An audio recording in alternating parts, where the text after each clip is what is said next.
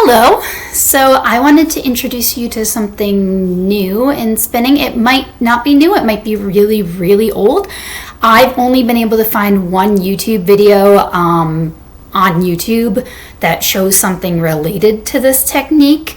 That being said, I can imagine that this might have been a way that spinning was done before the drop spindle. I have no idea. It's cool though, and I want to share. So this is a spinning stick, and I designed it with the help of Dan Tracy, who is a woodworker that I met at Rhinebeck. And I first tried this out on a dowel rod. Somebody just showed me a little bit of how to do it, and I've kind of played with it ever since to make it something that is what it is now. So what I do is I get a very thin piece of fiber, and it's like a handle. It's sort of a not heavy handle, but a heavier handle than the top part, and then it's basically a bobbin, and as you spin you can fill the bobbin and you can get a full 4 ounces, probably up to 6, I'm not really sure, I haven't gotten that far yet, ounces onto this at one time. So let me show you how I do it. I'm going to take this right here and I'm going to give it a little twist to get it started.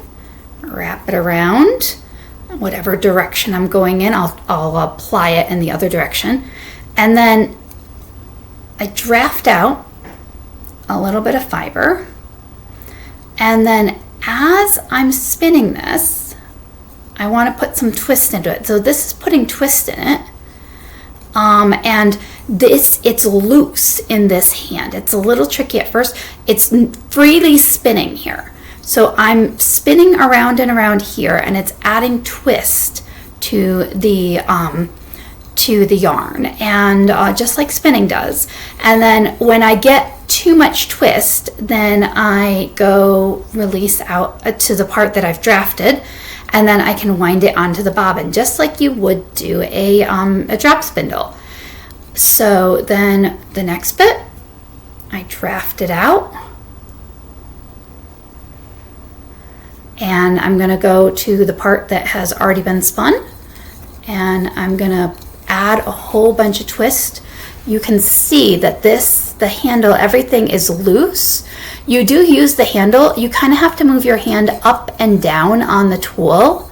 So I've added a bit of twist here, and then when I let go, it becomes my yarn, just like with spinning. So I like to wrap it on, get the whole shaft covered, and then I go and I fill up different sections of the stick to spin it. I'll do it one more time with just a little bit on it. So draft first. Sometimes I'll do that so I have it out of the way, and twisting around. A good amount of twist in there. And then once I've built up too much twist, then I stretch out. And there's my yarn. And you can, if you have a part that's a little fluffy in the middle, you can go back in and untwist it and stretch it out. I've been told that's called double drafting. I don't know. I don't do a drop spindle. This is just what I've played with. So let's take a look at a spindle that has more on it. I have one here that I'm almost done with. It's 4 ounces. So what I'm doing at this point is sometimes I'm holding it down here, and it means I definitely have to have this up here. And come on.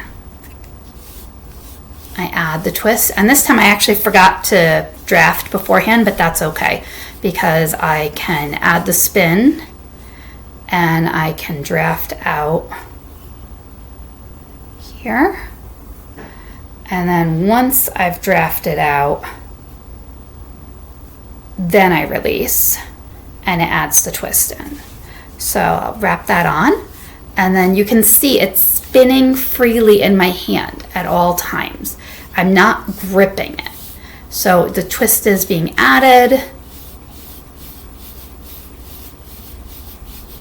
this, and then usually better at this, but I'm also not talking when I'm doing it about what I'm doing. And then you wind it on. A couple things for keeping it onto the tool that I found. If you build up like one end and another end, and you can see I've once I built up this end with fiber, I wrapped around it so it doesn't start coming off the edges. That's the nice part of using this tool that Dan created for me, is it's got these pieces here. I did start by using this with a dowel rod, and this is so much better. The wood feels beautiful here. I'll put a link in the description on how you can get a hold of Dan if you're interested. I know he's looking to sell them. But I wrap it around here so that it kind of secures it in place and nothing falls out the edge. And then I fill up this side, and then I go and I fill up the middle section as well.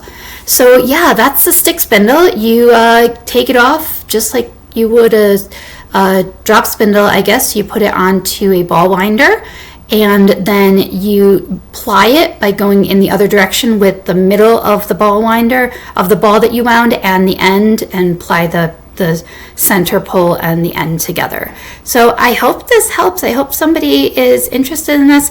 I'll figure out a way to put my contacts in the description below. If somebody has any ideas on any other resources where this technique was used, like I said, I've only found it on one YouTube video, so I'd love to know more.